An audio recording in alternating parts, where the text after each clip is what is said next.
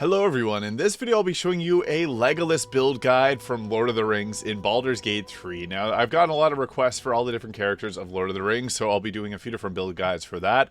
Now, many people would say that Legolas should be a ranger as he seems like he fits the bill, but Aragorn is actually the Ranger of the North, and he is the reason for the Ranger class in D&D as a whole, so I think that Legolas should be a fighter, as an archery-focused fighter just seems to fit the bill a little bit better for him. And yeah, we're gonna go with a fighting style of archery because this is going to add a +2 to our attack rolls with ranged weapons, meaning we're much less likely to miss with our attacks. Defense is another great option because you can get a +1 to armor class, and that's always a really nice thing. Now, as for the ability points, this is where things get interesting. We're going to actually go all in on our dexterity. You want to bring that to around 16. Now, this is for your own main character. You can take it to 17 and use the hags here to take it to 18, and then use your first ability score to make that 20. But we're not going to use that for the purposes of this build. We also want to have a good constitution, as that's where our, overall health is coming from. And then a good amount of strength is important too.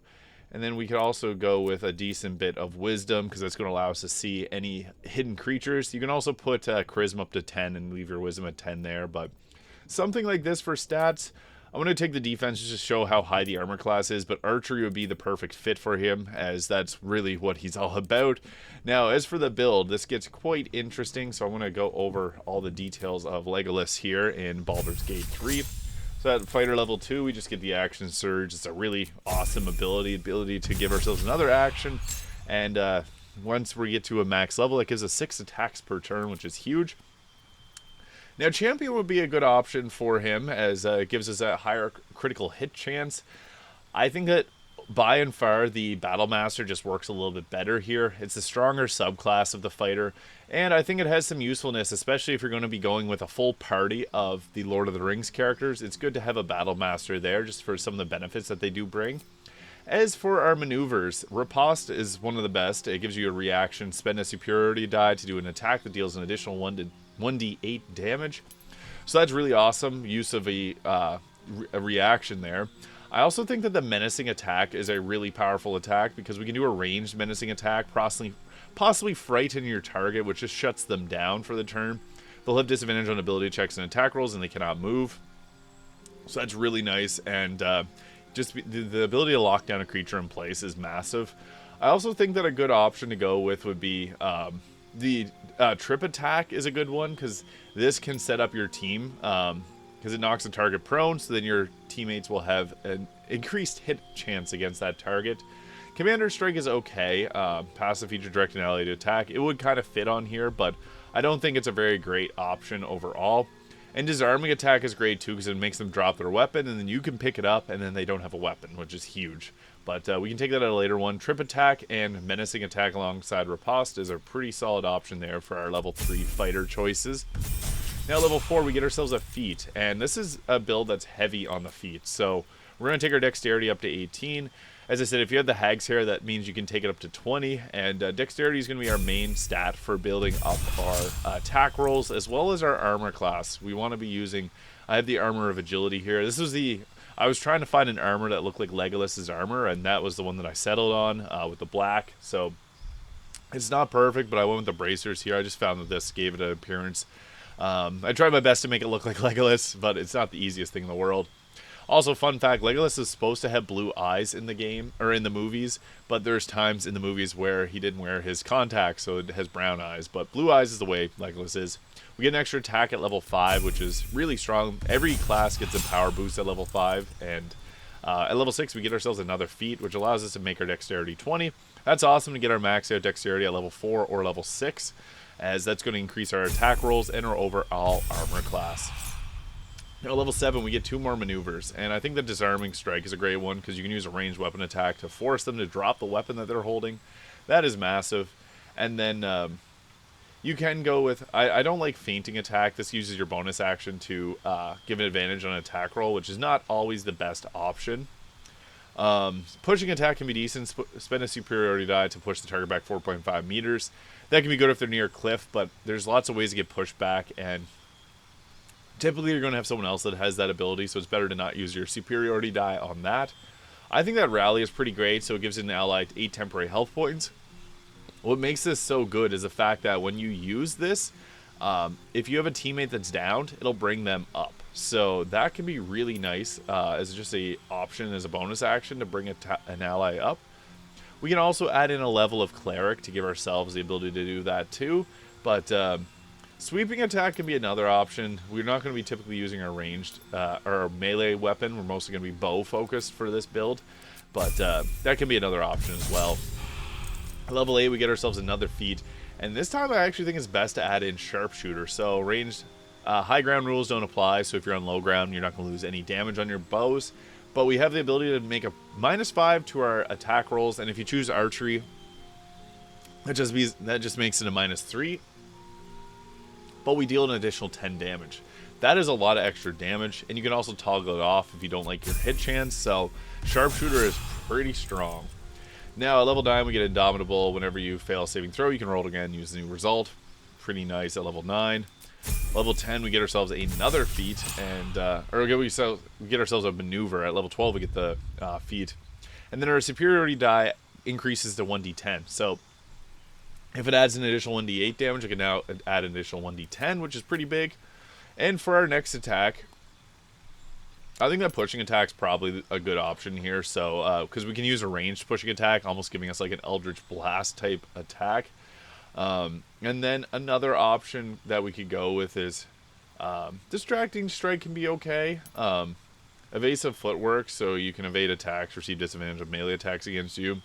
That can be a decent option. I think it may work well for Legolas here. I don't normally take that. I usually go with like Sweeping Attack, but get pushing attack and then whatever you prefer out of here. Goading attack can be pretty decent too if you want to be more tanky, but yeah, we're going to go with that there. At level 11, we get ourselves a third attack. So, shoot the bow 3 times, get yourself the action surge, shoot the bow 3 more times. Pretty strong. And then what we're going to do for the final level will give us another attack as a bonus action. So, if you want the feat, you can go ahead and take a feat. Maybe take your constitution up a little bit higher. Or, I guess there are some options that we can go with. But I do think that the best way to take this is actually to add it in a level of the War Cleric. And the reason that I want to add in this is this reason here. So, when you make an unarmed or weapon attack, you can spend a War Priest charge to make an additional attack as a bonus action. So, bonus action attacks, we get 3 of them. We also get some spells, which aren't amazing, but Divine Favor to add a 1d4 radiant damage, or increase your armor class by 2 is kind of nice. And then for the prepared spells, I think Healing Word is great, so it's a bonus action heal. You can pick up your teammates. I also like Create or Destroy Water if you have a team that's focused around that, because you can set up like a Gandalf Lightning Sorcerer and have them deal double damage because of Create Water. You can also go with Bless, because Bless is nice, and it doesn't really require you to have a high amount of wisdom. So, preferably you would have someone with Bless, but you could take Bless here. So, yeah, those are your options. Sanctuary is another good one, too, because it allows you to prevent your teammates from getting hit. So, Sanctuary, Create Water, Bless, or Healing Word. I would recommend having Healing Word just as a nice option for being able to pick up your team. But yeah, this allows us to attack 7 times in a turn, which is pretty crazy. Now, as for our spells, we can cast Shield of Faith on ourselves to give us a nice +2 armor class. That gives us a whopping 29 armor class. If you use the Mirror of Loss to increase your dexterity to +6, we'll get a 30 armor class. So it can get pretty strong. We could also go with the dual wielder feat and take two weapons, as that can give us the even further armor class. Or we could even use like a shield here. So if you wanted to use a shield, that's a 32 armor class, which is just incredibly crazy. So yeah, it actually gets really strong there. As we're going to use a Helm of Baldur, gives you 2 health points per turn, can't be critical hit, and you can't be stunned, +1 to armor class and saving throws, +1 to armor class and saving throws. Armor of Agility, 17 armor class, plus your dexterity modifier, so that gives us a crazy dexterity modifier, +2 to saving throws as well. 2 weapon fighting, I just took that for the aesthetic purposes, but we can go with like the Frost Giant gloves there, as we aren't strength dominant, but it's not a bad idea to have a decent strength as well for just jumping around.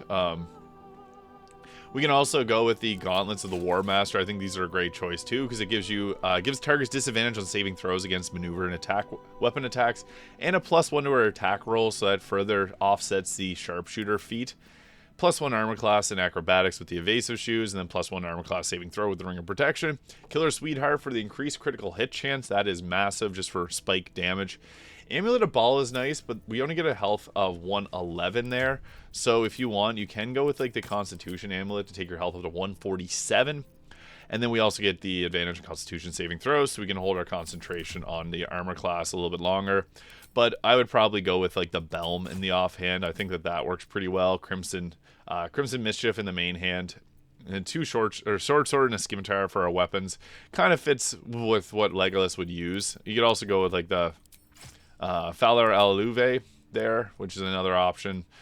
It's not the best, but it is an option that you can go with. And yeah, I would just go with 2 swords of some sort. And we're mostly going to be using our bow attacks as we play here. So you do have some nice options. Like we got ourselves a nice heal of 12 to 21 self heal. Rally to bring your teammates up if they're down, as well as Healing Word. Healing Word can only do like 2 heal, but it can bring up a teammate if they're down, which is nice. And then you could also alternatively you could use the Rally. Just depends if you want to use one of your 2 spell slots or if you want to use your superiority die. Now we also have some things like Divine Favor, which are nice if you want to add a little bit extra radiant damage. I think that fits the build of Legolas a little bit as well. But mostly what we'd be doing is getting into combat. You want to frighten a target that you probably would want to not be attacking you. And then we'll also use like Trip Attack to set up your other martial classes. Pushing Attack if there's anyone near a wall that you can knock them down. I also really like the Goner Mail here, as this is kind of like an elvish bow. And then we also have the Glowing Light, Weapon Enhancement +3, and Celestial Haste. So the Celestial Haste gives us a haste that once it wears off, we don't have the tired ability there. So that's really nice. Our attack bonus is pretty good, +13 there. So even with our sharpshooter, we still have a pretty solid hit chance. But I really like that this will light up the area that we're in. This really fits the bill for Legolas here. So yeah, that is a Legolas build guide for Baldur's Gate 3. Let me know in the comments if you have any questions. Also, let me know if you have any requests. I really enjoy doing these request videos, making different build guides for Baldur's Gate 3. Thank you so much for watching, and I'll see you all in the next video.